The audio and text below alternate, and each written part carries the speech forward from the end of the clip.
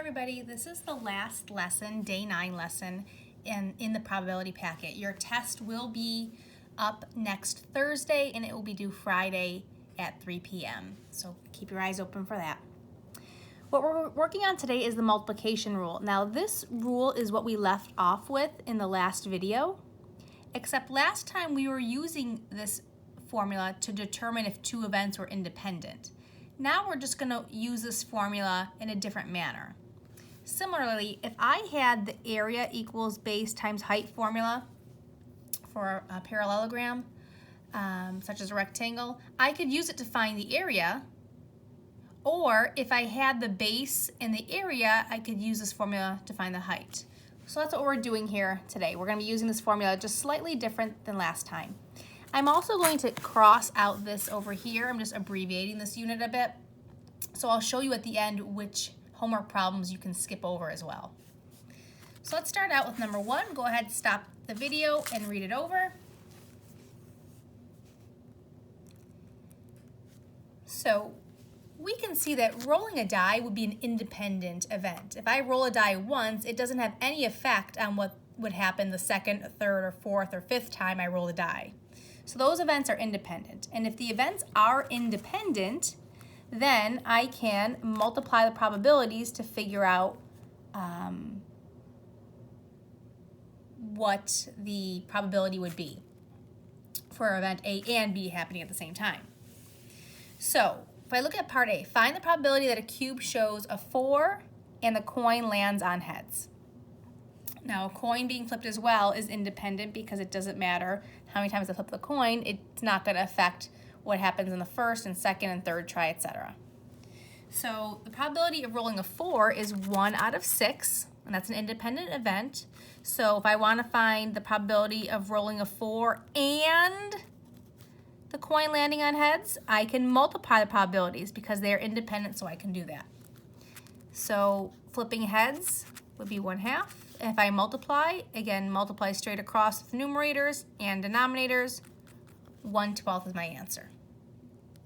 For part B, if we're going to toss a coin 5 times, probability that will land on heads every single time, well, the first try would be 1/2, 1 out of 2 chance of flipping heads. And every time you can write in the word and or say the word and, put in a multiplication symbol. So try 1 would be 1 out of 2. Try 2, you'd still have a 1 out of 2 chance of flipping heads. And even though this formula says just probability of event A and B would equal probability of A and B, I could do this 2, 3, 4, an infinite number of times. As long as the events are independent, this rule says I can multiply the probabilities. So there's try 1 and 2, try 3, try 4, and try 5. You still have a 1 out of 2 chance of flipping heads or tails for that matter. So if I multiply, numerators multiply to 1 and denominators multiply to 32. So now if I toss the coin 5 times and got heads all 5 times, would I think it's a fair coin? This could be a bit of an opinion question here. I might be a little suspicious, but the way I think that I would figure out whether it's fair or not is I'd probably toss it a few more times. Like if I tossed it 6, 7, 8 times and I still kept flipping heads every time, that would be a little suspicious. But certainly 1 out of 32 has a low chance of happening. It's not impossible though. So I could see why someone might be a little weary, but again, 1 out of 32 chance, it could still happen. Part C. A number cube, again, is just it's a fair die. That's all it is. So if I roll that 3 times, what's the probability I'll get a 4 on all 3 throws? Well, on the first try, I've got a 1 out of 6 chance of getting a 4. And on the second try, I've got a 1 out of 6 chance. And the third try, I've got a 1 out of 6 chance. So 6 times itself 3 times is 216. So if I rolled the die 3 times and got a 4 on all 3 rolls, would I think it's fair or not? Again, I could see why I'd be a little suspicious because it's a bit odd to get that. A 1 out of 216 chance is pretty slim, but again, it could happen. So again, if I wanted to see if this were a fair die or not, I would probably just roll it a couple more times just to see if I keep getting a 4 every single time. And if you're wondering how a die can be fair or not, sometimes a coin or a die could be weighted on one side so that when you toss it into the air, the weighted side would land on the bottom. So it could just be rigged in that manner. So now let's take a look at question 2 again. Stop the video, read it over, and come back when you're done. So in this problem, it's important to note that it says the events are independent of one another, because events like this, paying bills and making purchases online, those would be tough for you to determine on your own if they're independent or not. So it's good that it says it in the question. So if I want to know the probability that he pays his bill in full each month and makes regular online purchases, well, given these events are independent, that means you can multiply their chances, and that would give you the probability of the event happening. So probability that he pays his bill and makes online purchases is equivalent to the probability of him finding or paying the bill times the probability he makes online purchases. And I'm just writing it out just so you can see it. You don't have to write it out necessarily. As long as you show 0.35, sorry about that, 0.35 times 0.83. Take a moment, grab your calculator, and multiply those up. You'd get 0.2905. And remember, all probabilities are numbers between 0 and 1. So you could change that into a percent, about a 29% chance. And the reason why I say that is because, again, probabilities are between 0 and 1. But oftentimes, if I tell someone there's a 0.2905 chance that something's going to happen, it just seems a little bit strange. But if I said there's a 25 or 29% chance of something happening, that resonates more with people.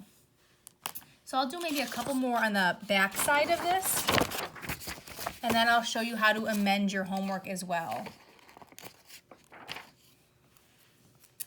So if I take a look at, let's do number 4.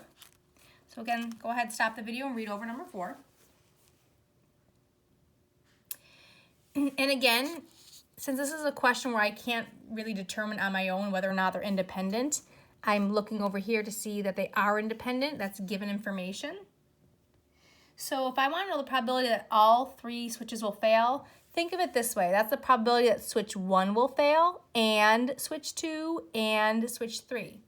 Now I told you earlier that when you hear the word "and," that means you can multiply your probabilities if the events are independent. So the probability that switch 1 and switch 2 and switch 3 all fail would be equivalent to, well, what's the probability of switch 1 would fail? 5%. Now I can't write 5 because, again, probability is a number between 0 and 1. So that'd be 0.05. There's a 5% chance switch 1 fails. And multiply. A 5% chance switch 2 fails. And multiply. Perhaps it'd be easier if I just did this. Switch 3 would be 0.05.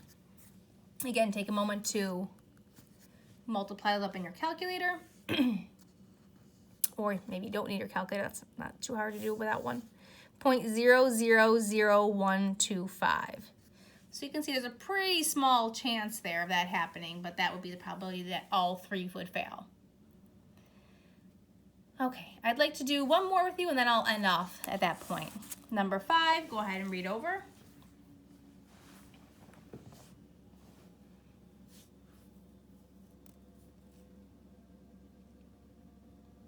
So we've got a spinner. What is the probability that Keith spins and lands on an odd number and Julie spins and lands on a multiple of 4? Well, anytime you've got a spinner question, those are independent events, because if you spin a spinner once, it doesn't make any effect on if you spin it the second time or the third time. So since they're independent, I can go ahead and multiply the probability of getting an odd number and landing on a multiple of 4. So probability of getting an odd number And a multiple of 4 would be a probability of odd. How many odds are there between 1 and 12? There are 6 odds out of 12. Every other number is odd. And the probability we're going to get a multiple of 4, we would get 3 out of 12. Okay, a multiple of 4 would be 4, 8, or 12. 4 times 1 is 4, 4 times 2 is 8, 4 times 3 is 12. There's 3 numbers out of 12. So if I multiply that up, I'd get 18 out of 144. And again, you can reduce this if you'd like to. It would reduce to 1/8 or 0.125, or you could leave it this way. I always say if it's a multiple choice question and this answer is not given, look at the multiple choice answers and see if there's an equivalent to this fraction, whether it be a fraction or a decimal. If not, I would not do overwork. I would leave it in that form. Okay, so the last thing I need to do is just tell you how to amend your homework. So for the day 9 homework, because I just removed that one part of the lesson, I would like you to do number 1, do number 2, do number 3, and number 5. Okay, 1, 3, 5 is all you need to do on the day 9 homework. And after that, you should be prepared for your test. Again, the test is going to be up next Thursday, so 6 days from now, and it'll be due Friday, next Friday at 3 p.m. Thanks.